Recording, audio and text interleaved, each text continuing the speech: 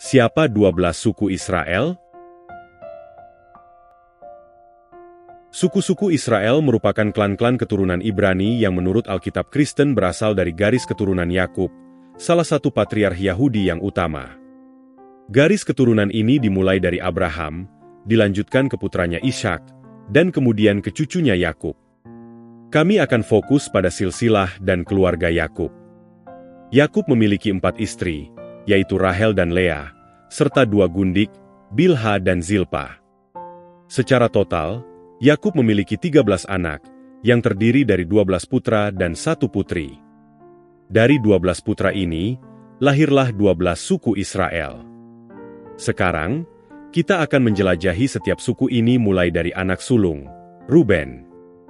Dalam gambar terdapat lingkaran dengan simbol-simbol dari 12 suku Israel dengan menorah di pusatnya, yang merupakan lampu candelabra dari kuil di Yerusalem dan simbol paling signifikan dari seluruh bangsa Israel, bahkan lebih penting dari bintang Daud. Di pusat atas adalah suku Ruben, yang simbolnya menyerupai matahari tetapi sebenarnya mewakili Mandrahes, yaitu buah yang disebutkan dalam Kejadian bab 30 ayat 14 ketika Ruben mengumpulkan Mandrahes untuk ibunya, Lea. Nama suku Ruben berasal dari gabungan 2 kata yang berarti lihat dan anak laki-laki, karena Ruben adalah anak sulung Lea.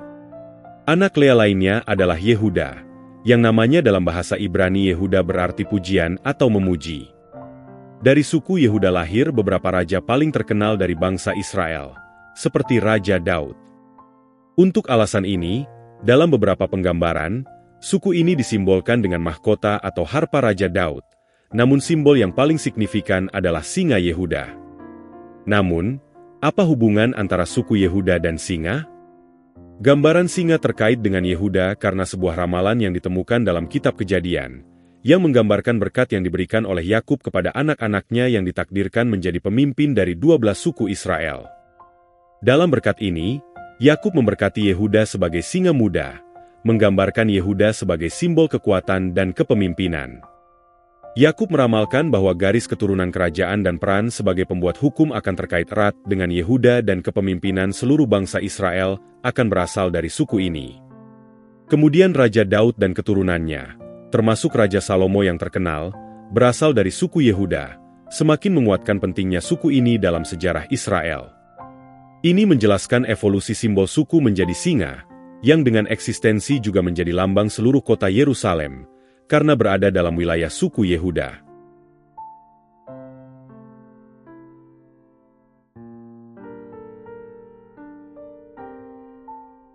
Bendera Yerusalem menampilkan singa Yehuda di tengah dengan tulisan Yerusalem dalam bahasa Ibrani yang diucapkan sebagai Yerusalem. Di atasnya, daerah ini masih mempertahankan nama suku Yehuda hingga saat ini yang dikenal sebagai Pegunungan Yudea. Selain itu, agama dominan bangsa Israel saat ini adalah Yudaisme, yang juga berasal dari nama Yehuda. Anak Lea lainnya bernama Simeon, yang berarti dia yang mendengar, melahirkan suku yang disimbolkan dengan menara dan tembok kota Shechem. Jika kita mencari kota ini di peta, itu diidentifikasi sebagai Nablus. Namun, alasan asosiasi dengan menara dan tembok terkait dengan fakta bahwa suku Simeon memainkan peran dalam penghancuran kota Shechem. Dari 12 putra Yakub, masing-masing melahirkan 1 suku Israel. Ketika suku-suku kembali dari perbudakan di Mesir dan menghabiskan 40 tahun mengembara di padang gurun, mereka menerima tanah di tanah Israel. Wilayah yang diberikan kepada Simeon berada dalam wilayah suku Yehuda yang menerima bagian tanah yang jauh lebih besar. Seiring waktu, suku Simeon akhirnya menghilang, kemungkinan diserap oleh suku yang jauh lebih besar di sekitarnya, yaitu suku Yehuda. Sekarang tentang suku Lewi. Nama Lewi berasal dari kata Ibrani Livi yang berarti mengiringi. Suku ini menonjol dari yang lain karena fungsi khususnya yang dipilih untuk melaksanakan pelayanan yang didedikasikan untuk Tuhan. Ini melibatkan perawatan kuil di Yerusalem, pertunjukan musik, pemeliharaan, dan dalam suku Lewi terdapat keluarga Kohen yang bertugas sebagai imam di kuil Yerusalem. Inilah sebabnya mengapa Yosua bab 13 ayat 33 menyatakan bahwa kepada suku Lewi, Musa tidak memberikan warisan. Tuhan, Allah Israel, adalah warisan mereka seperti yang dikatakan kepada mereka. Oleh karena itu, Tuhan adalah warisan suku Lewi dan untuk alasan ini mereka tidak menerima bagian tanah di Israel selama pembagian tanah di antara suku-suku. Meskipun tampaknya mereka kekurangan warisan teritorial, kita memahami bahwa mereka menerima warisan terbesar dari semuanya, yaitu hubungan langsung dengan Tuhan. Simbol suku Lewi adalah pelindung dada imam besar yang menampilkan 12 batu permata atau semi permata, masing-masing mewakili salah satu dari 12 suku Israel. Karena pelayanan yang mereka lakukan untuk Tuhan melibatkan seluruh umat, ini melambangkan pentingnya spiritual suku Lewi dalam menghubungkan umat dengan Tuhan melalui tugas mereka di kuil. Anak berikutnya, Zabulon, memiliki nama dengan makna yang menarik karena berasal dari kata Zev yang dalam bahasa Ibrani berarti hadiah, dan dapat diterjemahkan sebagai orang yang diberi hadiah. Simbol suku Zabulon adalah perahu karena mereka ditempatkan di daerah yang dikelilingi oleh laut, yaitu Laut Galilea di satu sisi dan Laut Tengah di sisi lainnya. Kedekatan mereka dengan laut membuat perahu menjadi simbol yang sesuai untuk mereka. Ketika tanah Israel dibagi di antara 12 suku sekitar 3.200 tahun yang lalu, setiap suku memiliki tugas untuk menaklukkan wilayahnya secara fisik. Suku Zabulon disebut sebagai salah satu suku yang lebih mudah menaklukkan wilayahnya, membuktikan diri sebagai suku pejuang dan petarung.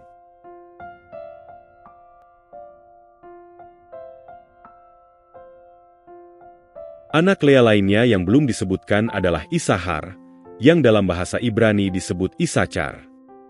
Nama Isacar berasal dari kata sature yang berarti pembayaran, atau bahkan kata yang digunakan untuk gaji dalam bahasa modern. Jadi nama ini berarti Allah adalah bayaranku atau bayaran dari Allah.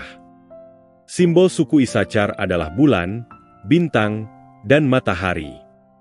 Ini karena deskripsi dalam kitab Tawarikh yang menyatakan bahwa anak-anak Isacar adalah ahli dalam ilmu waktu dan mengetahui apa yang harus dilakukan Israel.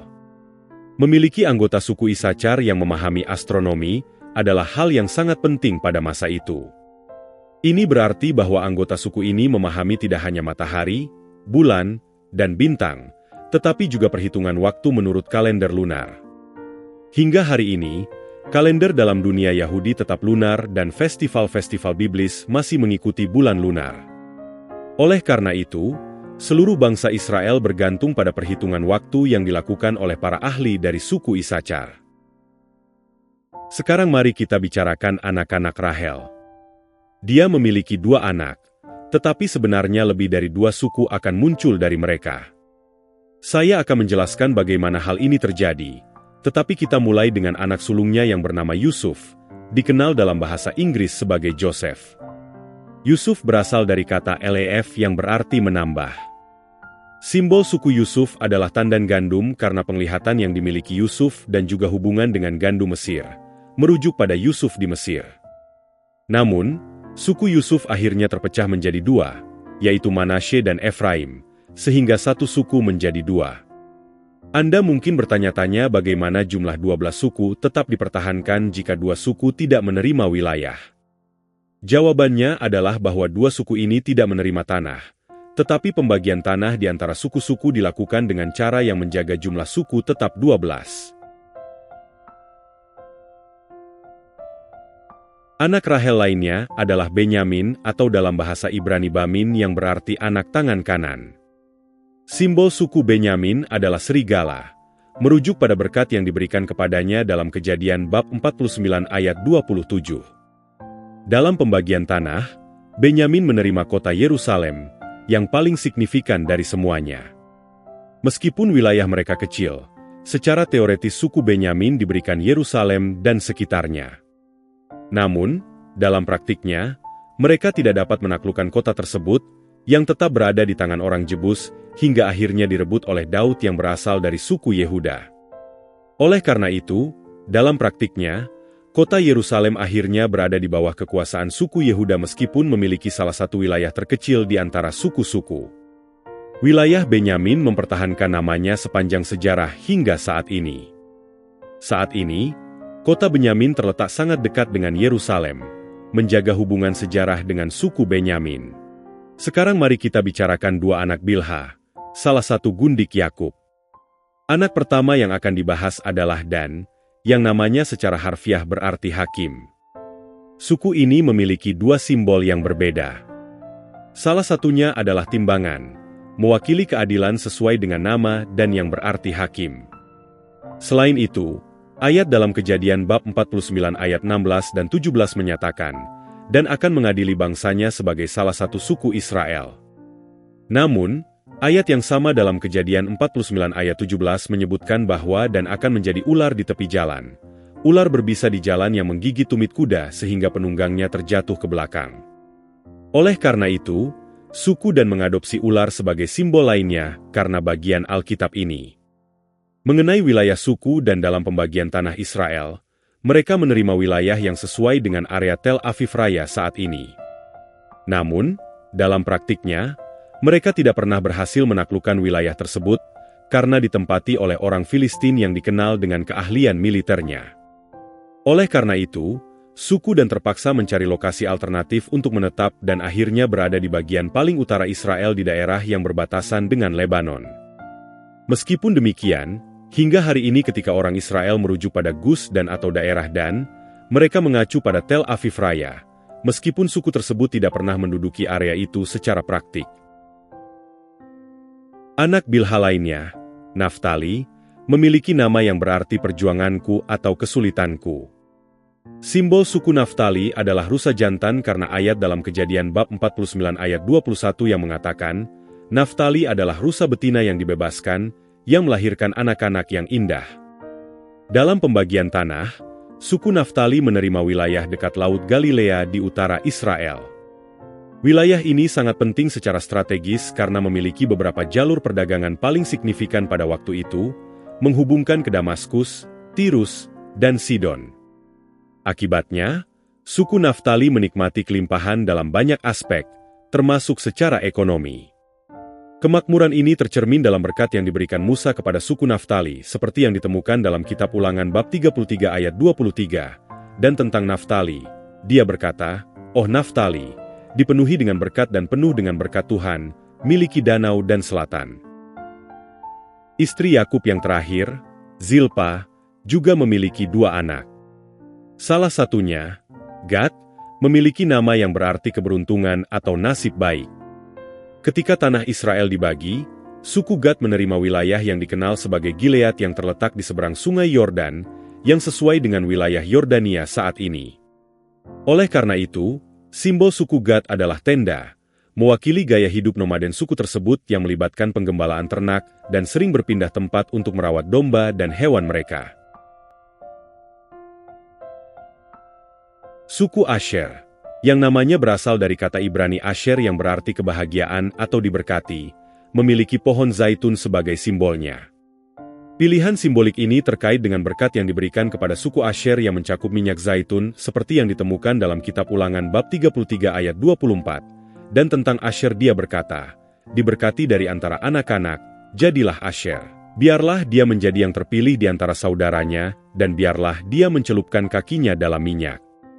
Referensi terhadap minyak zaitun dan pohon zaitun melambangkan berkat dan kemakmuran suku Asher. Berkat ini juga menyebutkan kelimpahan makanan. Roti dari Asher akan kaya, dan dia akan menghasilkan hidangan kerajaan. Kejadian bab 49 ayat 20. Ini menekankan kekayaan dan kelimpahan yang akan dinikmati oleh suku Asher. Saya harap informasi ini bermanfaat untuk memahami lebih lanjut tentang suku-suku dan bangsa Israel. Jika Anda tertarik untuk mempelajari lebih lanjut tentang bangsa-bangsa atau topik tertentu, jangan ragu untuk menyebutkannya di komentar. Semoga Tuhan memberkati Anda semua. Sampai jumpa lagi.